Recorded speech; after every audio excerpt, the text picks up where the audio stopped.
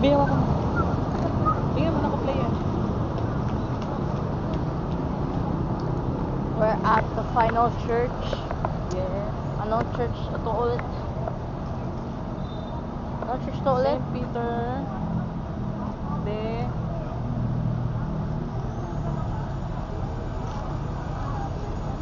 What do we have here? Dito po 20.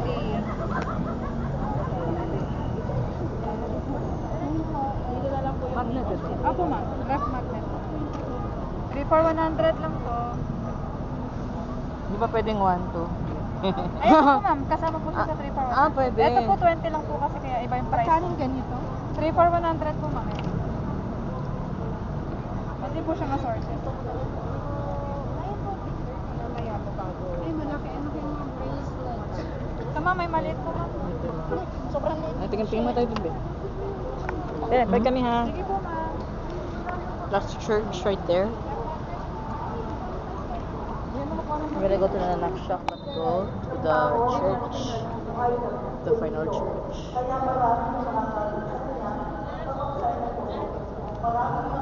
Oh. Ako tagalang Never mind, we went out just to find more.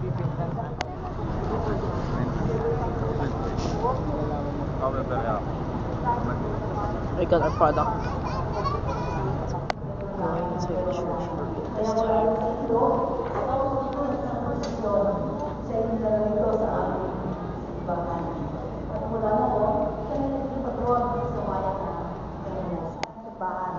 Habang naghuhukay ng panibagong foundation, nakahukay sila ang isa't isa. Magsitayo po ang lahat.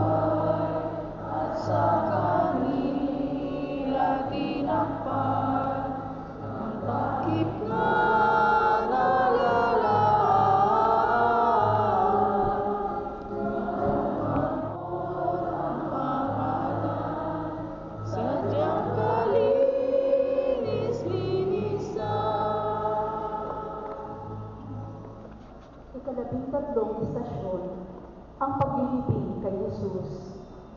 Sinasamba ka namin at pinasasalamatan, Panginoong Hesukristo. Sapagkat sa pamamagitan ng iyong mga krus at muling pagkabuhay, iligtas mo ang sandaigdigan. Ang mabuting balita ayon kay San Mateo. Uli sa iyo, Panginoon. Bago magtakip-siling, dumating ang isang mayamang taga-Arimatea na ang alay Jose.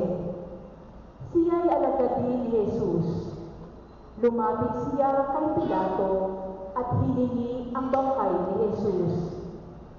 Iniutos naman ni Pilato na ibigay ito sa kanya. Kinuha ni Jose ang bangkay at pinalot ng bagong kayong lino. Inilagay niya ito sa sariling libingan na di pa nalalaunang ipinauka niya sa bato. Pagkatapos, iginulong niya sa pintuan nito ang isang malaking bato, saka umalis. Ang mabuting balita ng Panginoon. Muli ka namin, Panginoon. Panalangin. Sa iyong pagkalibing, Panginoon, paalala sa amin ng iyong kamatayan, ay ang darating ng kaluwalhatian. Maging ang mga yumao ay naghihintay rin sa kaganapan ng katawan at kaluluwa, ay haharap sa iyong kaluwalhatian na puspos ng pag-ibig at pagsinta. At ayaw naming may maiwan sa kabila.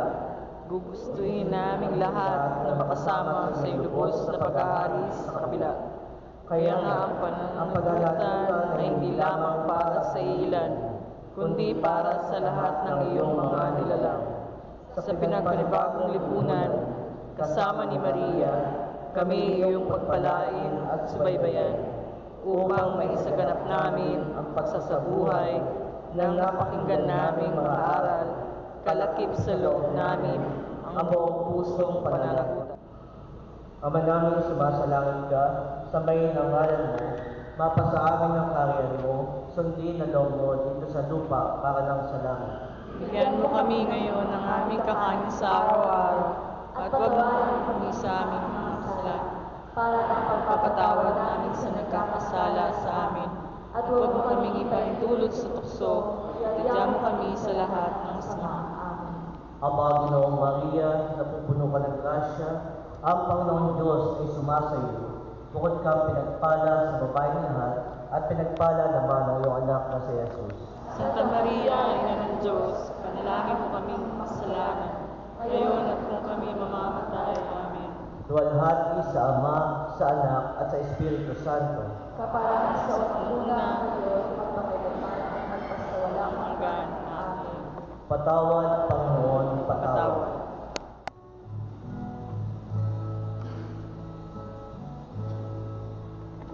Mag-isang ang totoo, ang pusi, Jesucristo, at tawa niya iyang pinalo, ang suka at mga lilo, kaaway niya iyang demonyo. Kaya ngayon ang wika ko, wala na't nais ito, at nabuhay ng totoo. Yung hinahanap ninyo na si Jesus Nazareno. Ikalabing-apat na estasyon, ang muling pagkabuhay ni Jesus. Sinasamba ka namin at pinasasalamatan, Panginoong Hesukristo, Sapagkat sa pamamagitan ng iyong mahal na krus at muling pagkabuhay, ligtas mo sa daigdigan. ang mabuting balita ayon kay San Mateo. Muli sa iyo, Panginoon. Makaraan ang araw ng pamamahinga, pagbubukang liwayway ng unang araw ng Sanlinggo, pumunta sa libingan ni Jesus si Maria Magdalena at ang isa pang Maria. Biglang lumindol ng malakas, bumaba mula sa langit ang isang anghel ng Panginoon. Iginulong ang batong nakatakip sa libingan at naupo sa ibabaw niyon. Ang mukha ay nakasisilaw na parang kidlat at kasimputi na busila ang kanyang damit. Nanginig sa takot ang magabantay at nabulagtang animoy patay nang makita ang anghel. Ngunit sinabi nito sa mga babae, "Huwag kayong matakot. Alam kong hinahanap ninyo si Jesus na ipinako sa krus. Wala na siya rito, sapagkat siya ay muling nabuhay tulad ng kanyang sinabi. Hali kayo, tingnan ninyo ang pinaglagyan sa kanya." Ang mabuting balita ng Panginoon. Pinupuri ka namin, Panginoong Hesukristo.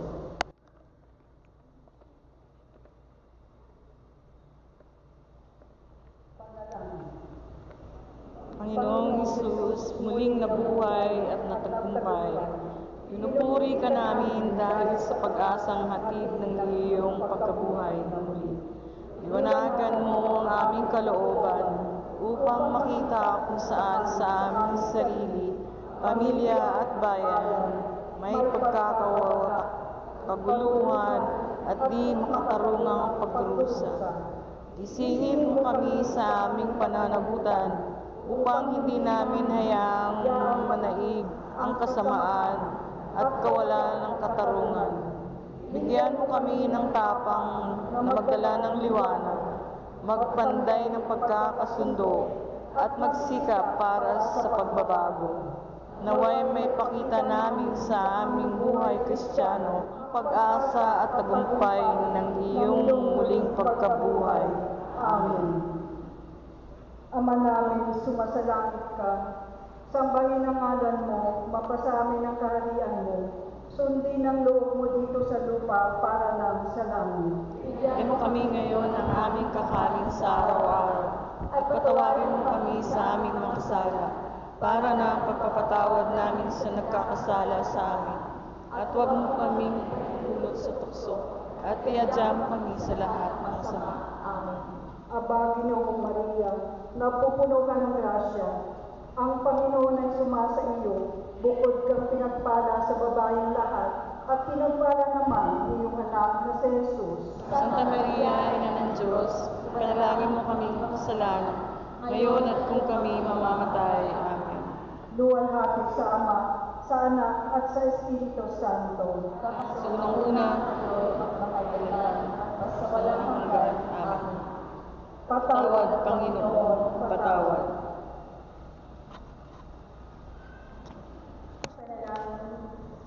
Ama Manaming makapangyarihan, nakasan mo sa pagpapakasakit ng iyong anak, kamatayang bunga ng ginaan ng kasalanan, kinasangkutan ng lahat.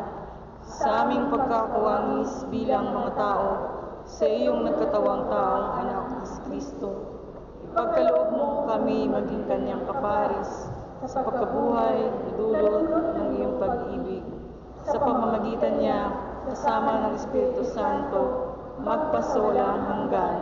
Amen. Ama namin, sumasalangit ka, sambahin ang ngalan mo, mapasaamin ang kaharian mo, sundin ang loob mo dito sa lupa para nang sa langit. Bigyan mo kami ngayon ng aming kakanin sa araw-araw, at patawarin mo kami sa aming mga sala, para na ang pagpapatawad namin sa nagkakasala sa amin. At huwag mo kaming ipahintulot sa tukso, at iadya mo kami sa lahat. Aba, Ginoong Maria, napupuno ka ng grasya. Ang Panginoong Diyos ay sumasa iyo. Bukod kang pinagpala sa babaeng lahat, at pinagpala naman ang iyong anak na si Jesus. Santa Maria, Ina ng Diyos, panalangin mo kami ng kasalanan, ngayon at kung kami mamamatay. Amen. Luwalhati sa Ama, sa Anak, at sa Espiritu Santo. Para na sa unang-una, ngayon at magpakailanman, sa walang hanggan. Amen. Paghayo. Pagpalain tayo ng Panginoon, iligtas sa lahat ng kasamaan, at akayin sa buhay na walang hanggan. Amen. Namamatay para sa sarili lamang. Tayo lahat ay panalunan sa isa't isa. Tayong lahat ay tinipon ng Diyos na